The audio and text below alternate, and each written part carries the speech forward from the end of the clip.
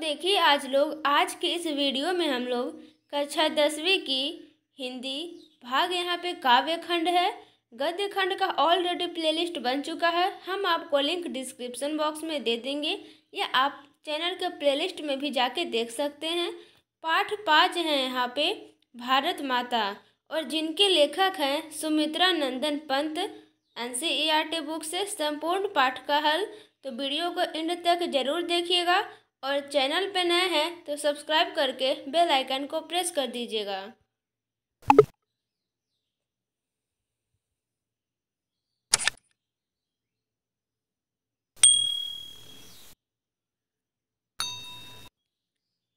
आप लोग देख सकते हैं हम यहाँ पे आ चुके हैं।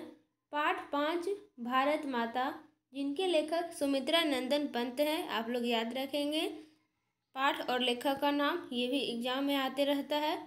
तो क्वेश्चन नंबर 1 है यहाँ पे, कविता के प्रथम अनुच्छेद में कवि भारत माता का कैसा चित्र प्रस्तुत करता है। तो उत्तर हो जाएगा यहाँ पे कवि सुमित्रा नंदन पंत ने कविता के प्रथम अनुच्छेद में भारत माता का रोमानी चित्र प्रस्तुत किया है। वे कहते हैं कि भारत माता गांव में वास करती है।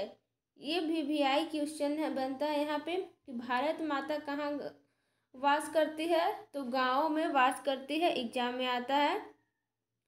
उसके खेतों में सांवली धूल भरी है और आंचल मैला है। गंगा यमुना की बहती जलधारा उसकी आंखों से निकलते अश्रु हैं, यानी कि आंसू है। उसकी मिट्टी की प्रतिमा उदास है। क्वेश्चन नंबर 2 आ चुका है यहाँ पे, भारत माता अपने ही घर में प्रवासिनी क्यों बनी हुई है। तो उत्तर हो जाएगा कवि कहते हैं कि इस समय भारत गुलामी की जंजीर में जकड़ी हुई है। सारे देश के लोग आज़ादी के लिए त्राहिमाम कर रहे हैं। इस प्रकार से भारत माता उदास नजर आती थी। उनके चेहरे पर प्रसन्नता नहीं थी। उसके चेहरे पर गरीबी साफ पढ़ी जा सकती थी। किसके? तो भारत माता के चेहरे पे। उसकी नींद खो चुकी थी और चेहरा झुका हुआ था। उसके होठों पर अस्थायी रूप से चुप्पी थी। युगों के अंधकार से, अज्ञानता से उसका मन उखड़ चुका था। वह अपने ही घर में प्रवासिनी की तरह हो गई थी। कौन? तो भारत माता। अब देखिए यहाँ पे क्वेश्चन नंबर 3 आता है आप लोगों के सामने। कविता में कवि भारतवासियों का कैसा चित्र खींचता है। VVI क्वेश्चन है, आप लोग इसे ध्यान से देखेंगे। उत्तर हो जाएगा कवि सुमित्रा नंदन पंत के शब्दों में, भारत के 30 करोड़ संतानों के तन पर वस्त्र नहीं थे, वे नंगे थे। उनकी भूख नहीं मिटती थी, वे शोषित थे।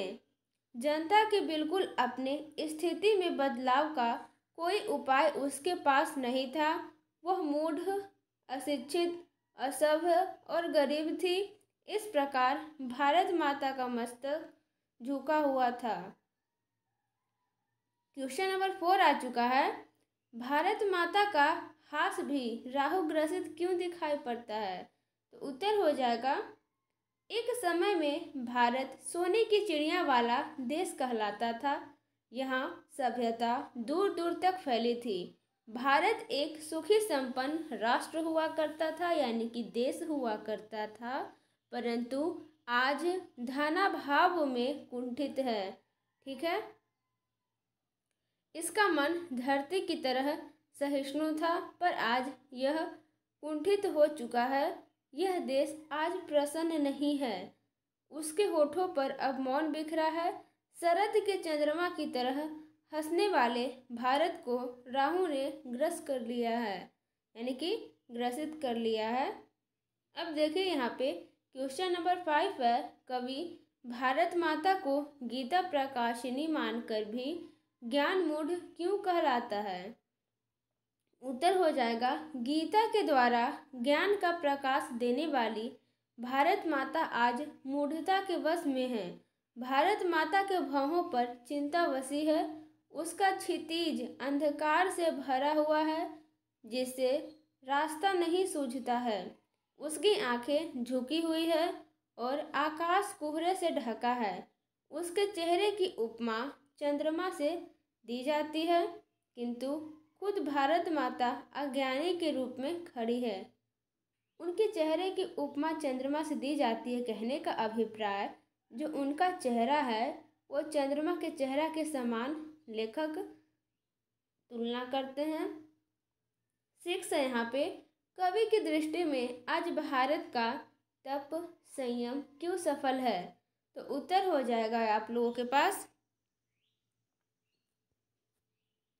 आज भारत माता का तप संयम इसलिए सफल है क्योंकि इसे इस दशा से मुक्त कराने का उद्यम गांधी जी ने किया है। उनकी तपस्या और संयम अब सफल होता दिखता है। अहिंसा रूपी अमृत पिलाकर उन्होंने सभी को जिया दिया है। भारत माता अब जनता के मन का भय हरती है। संसार में अंधकार और भ्रम की जो व्याप्ति है उसे जगजननी दूर करेगी। यह जीवन का विकास करने वाली है। कौन? तो भारत माता।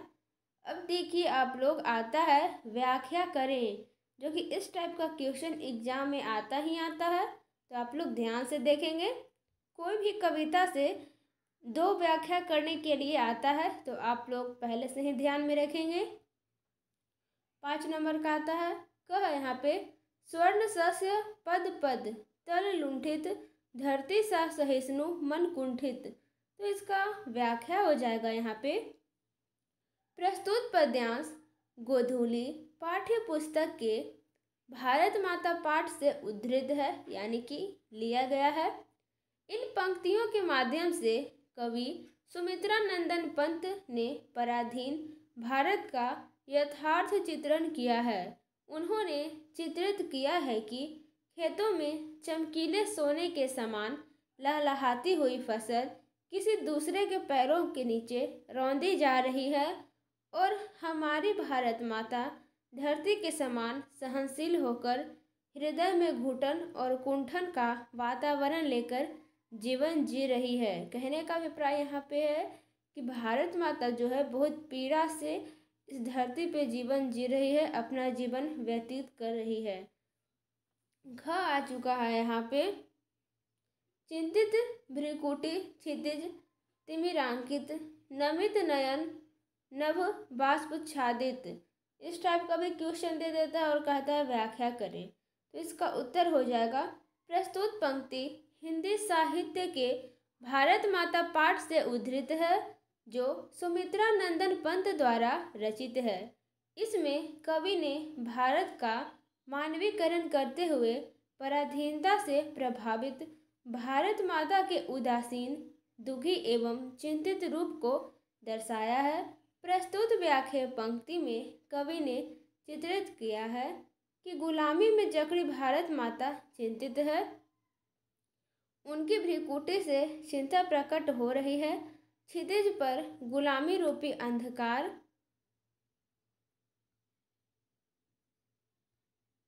की छाया पड़ रही है।